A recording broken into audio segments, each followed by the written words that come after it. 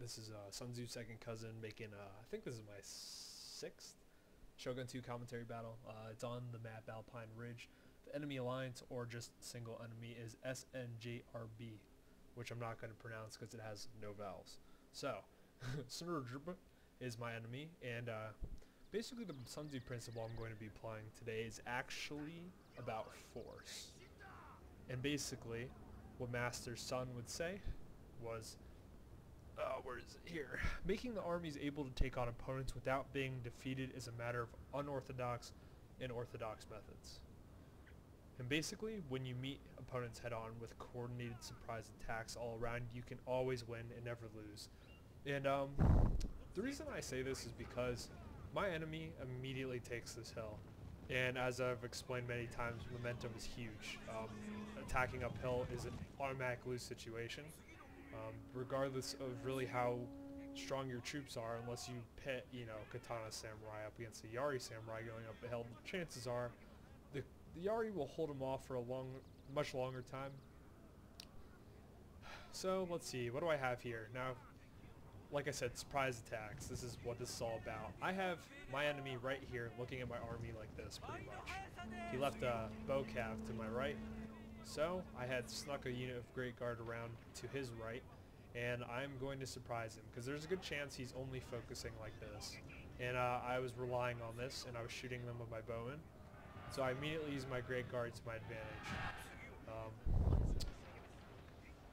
Let's see, yeah, he begins shooting my matchlocks, but that's not too much of a problem. I'm hidden in the woods. I'm not very worried. Now, also, I decide to surprise him again, and I move my cavalry up on the hill, and a downhill charge with Great Guard is almost an automatic route. His unit gets demoralized so fast, he's probably rubbing his eyes looking at his computer screen. Of course, the Great Guard are a disgusting unit, and I use them almost every game. So now, his right flank is extremely weak. So I'm going to take advantage of this. I want this hill. This hill is important. It's worth contesting over. And I don't want him to think too much. And he's already, you could tell, he hasn't made a single movement except for this Yari cab. He's moving his bowman to try to counteract my bowman. Once again, principle of Sun Tzu, get your enemy to try to take a smaller force. This is a pretty small force. You got one unit of Naginata Samurai and 2 bowmen. I'm surprised that he didn't, try to rush his whole army and overtake this. But since he was indecisive in his actions and enjoys getting charged downhill by my cav, once again I'll take advantage of his mistakes. So he really liked getting charged by my cavalry. And in the meantime, he let me go over his army. It was like I think it was 2 Yari cav, the bow cav that was right there. Lots of Katana Samurai. A unit of Bow Aishigaru, another unit of Matchlock, and then he had a Yari Samurai, and then I wouldn't call it spam, but he had a lot of Katana Samurai, and that's why I did not charge this hill. So what I did is I placed Lone Sword Aishigaru. Behind it is a unit of Katana Samurai. He's going to love my nuts. And then behind that is Sam R.I. And I see that he has finally decided that this is not going to work, his strategy of sitting on the hill. So I decide to rain death upon him, and I'm going to turn the momentum of the battle against him. He chose to get off the hill, and that was a terrible tactical error. I'm going to use basically the momentum of the hill against him, and what was once a comfortable little spot for him to sit on is now a valley of death. As you can see, I have 2 of my bow units firing. They're going to begin firing into this giant crossfire. I have my Naginata combating this Katana Samurai. I'm going to throw in my bodyguard to do a hammer anvil strike. This unit's getting hit on the side. All in the meantime, he's sending matchlocks over here, which I'm going to sweep away. He attempted to kill my Great Guard with some Yari Samurai. I kind of missed that. So I send in my other Great Guard. And this was probably the best example of momentum I've ever had. He just completely gets annihilated right here.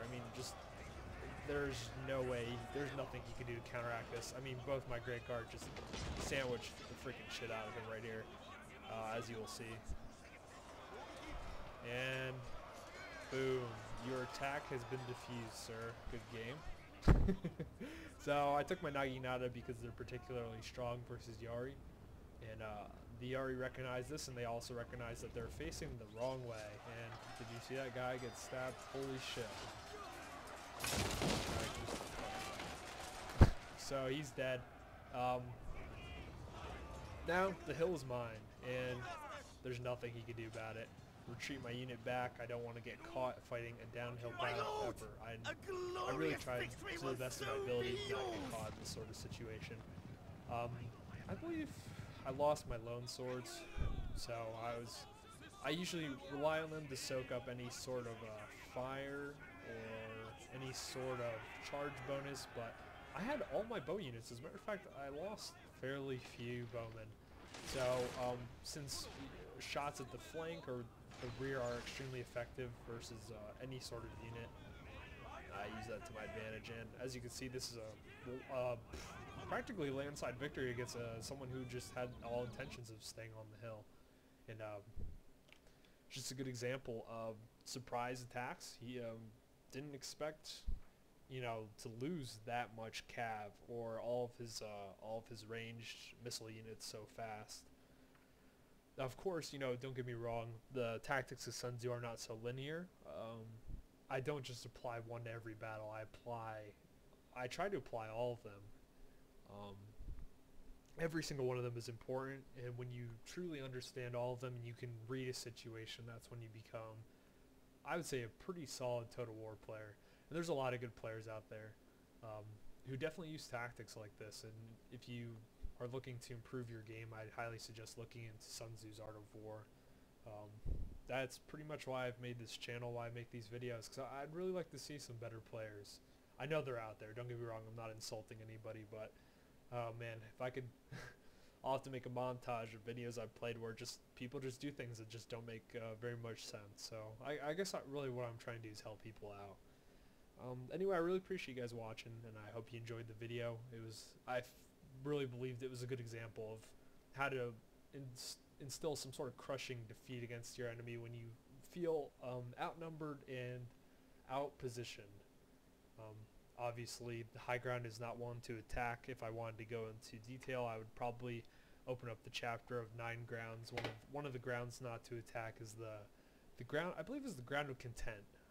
It is valuable area, and when one army owns that area, you should never attack it, because it's usually a downhill attack or an uphill attack for your army, a downhill attack for their army. So you never want to contest someone who's in that kind of position. Anyway, I really appreciate you guys watching, and I hope it was informative and that helped you improve your playing and maybe give you some ideas for some good strategies. Anyway, take care. Thanks for watching.